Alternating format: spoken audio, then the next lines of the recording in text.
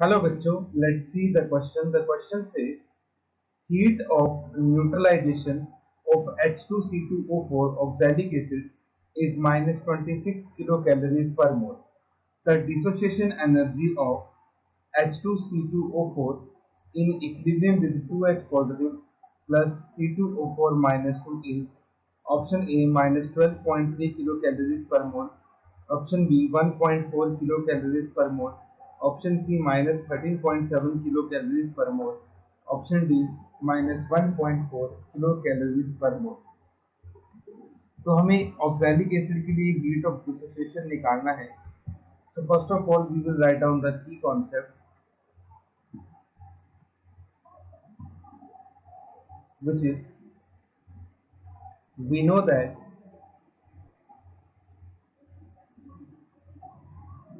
heat of neutralization for a strong acid with strong base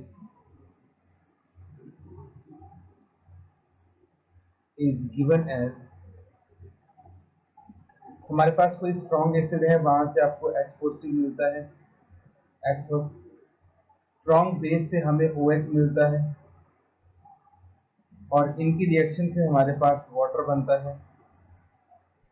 तो इस reaction में हमारे पास जो डेल्टा H होता है it is equal to minus 13.7 kilo calories per mole. तो ये हमारे पास एक स्टैंडर्ड वैल्यू होती है कि जब भी हम किसी स्ट्रॉन्ग एसिड का स्ट्रॉन्ग बेस के साथ न्यूट्रलाइजेशन करवाते हैं तो उस केस में जो डेल्टा एच होता है वो माइनस 13.7 किलो कैलोरीज के इक्वल होता है।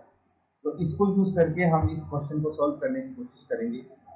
नाउ हमें ये भी गिवन है कि heat of neutralization of oxalic acid कितनी है। तो देखिए ऑक्सैलिक एसिड है H2C2O4।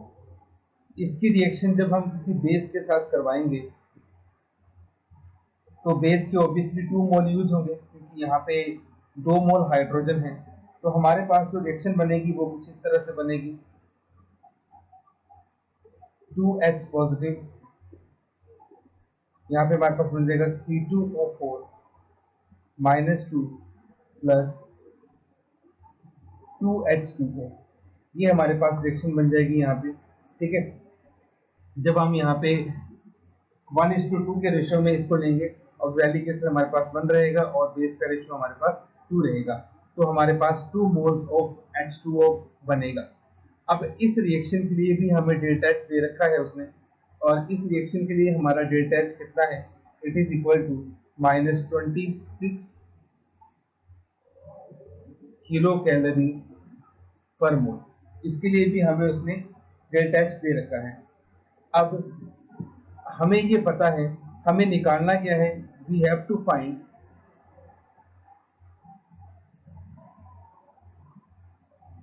Delta H for H2C2O4 equilibrium with 2H positive plus C2O4 minus 2। इस रिएक्शन के लिए हमारे पास डेल्टा H कितना होगा वो हमें फाइंड आउट करना है।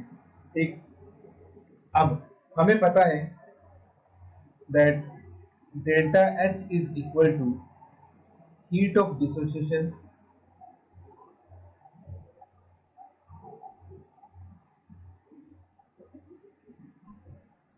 Plus heat of neutralization. ठीक है, इन दोनों के सम के इक्वल होता है हमारे पास डेल्टा H। अब इस रिएक्शन में हमें डेल्टा H दे रखा है, डेल्टा H हमारे पास कितना है, माइनस 26 किलो कैलोरीज पर मोल। ये वैल्यू हमारे पास दे रखी है। दूसरी तरफ जो हीट ऑफ डिसोसिएशन है वो हमें फाइंड आउट करना है।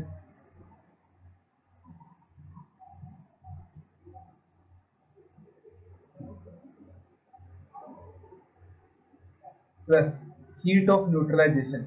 देखिए, जब कोई भी एसिड बेस की न्यूट्रलाइजेशन होती है तो हीट ऑफ न्यूट्रलाइजेशन कितनी होती है, -13.7। लेकिन अगर हम ऑक्सैलिक एसिड की हीट ऑफ न्यूट्रलाइजेशन देखें तो यहाँ पे 1 मोल ऑफ वाटर जब बनता है तब हीट कितनी निकलती है, -13.7। लेकिन यहाँ पे हमारे पास 2 मोल ऑफ वाटर बन रहा है, तो 2 मोल ऑफ वाटर के लिए हम इसको क्या कर देंगे, मल्टीप्लाई बाय 2 कर देंगे। तो यहाँ से हमारे पास हीट ऑफ न्यूट्रलाइजेशन जो है, हीट ऑफ डिसोसिएशन जो है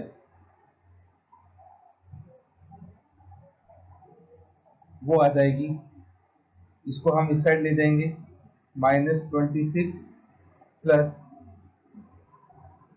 13.7 into 2. This is -26 plus 4, 27.4. So it comes out to be 1.4 kilo calorie per mole. तो ये हमारे पास आ जाएगी हीट ऑफ डिसोसिएशन। अब हम अपने सभी ऑप्शंस को देख लेते हैं एक बार। तो ऑप्शन नंबर 1 में हमारे पास है 12.3, तो ये गलत है। ऑप्शन नंबर सी में है -13.7, ये भी गलत है। ऑप्शन नंबर डी में है -1.4, ये भी गलत है। ऑप्शन नंबर बी में हमारे पास है 1.4 किलो कैलोरीज पर मोल, यही आपके पास करेक्ट वैल्यू होगी हीट ऑफ डिसोसिएशन की। तो our final answer is option number B, 1.4 kilo calories per mole. Hope you understood it well. Best of luck.